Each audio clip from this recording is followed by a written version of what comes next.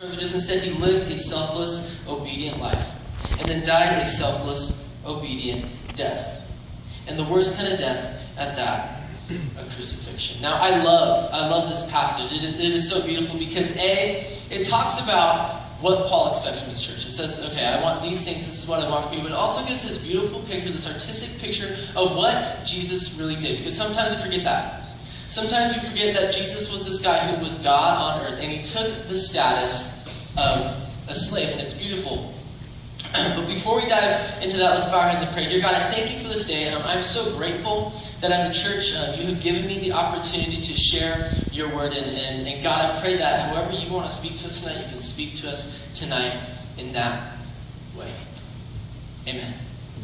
Now, this dude Paul, before we kind of get into the meat of it all, this dude Paul was an amazing guy. I mean, if you look at guys like Socrates, Plato, Isaac Newton, Einstein, all these people that we regard as these amazing philosophers, I put Paul a class ahead of those people. I mean, I put him above all of those people because he is one of the most influential people in all of history. I mean, he wrote most of the New Testament. I mean, he really made this push for the church to become really what it is today. And the funny thing about that is that he's the last person that wants to be in that category as these influential people, these awesome people.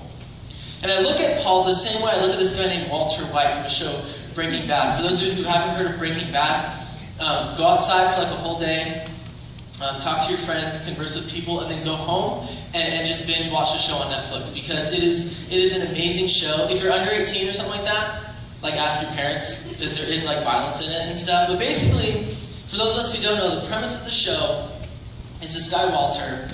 He's a high school chemistry teacher, and he finds out he has terminal cancer. He finds out like he's gonna die, and they're kind of lower middle class. They kind of have trouble with money, so he decides I'm gonna go cook drugs and sell them so that I can give like $1 million to my family. And it's kind of this like noble cause. It's kind of this catch-22 that you're in because when you look at him, like he's really kind of putting it all on the line for his family, but he's also like selling drugs. Like it's very weird and it's very hard for the audience to kind of grasp that. But the show goes on and he goes from this guy who's just trying to provide for his family, just trying to do things for his family, into this like psychopath killer who's only like the one thing driving him is to be like the greatest drug dealer of all time. Like he wants to be the Michael Jackson of drug dealers. And it's very sketchy and it's sad to see the kind of path that he takes to get to the point where he's a psychopath. And this guy Paul, who we first see him as Saul, he is this kind of Christian hunter, and he takes the same path as Walter, except Walter goes from like nice guy to crazy, and Saul goes from crazy to nice. Saul's visited by an angel. He's blinded, and he's this Christian bounty hunter. He literally hates Christians. He's blinded by an angel,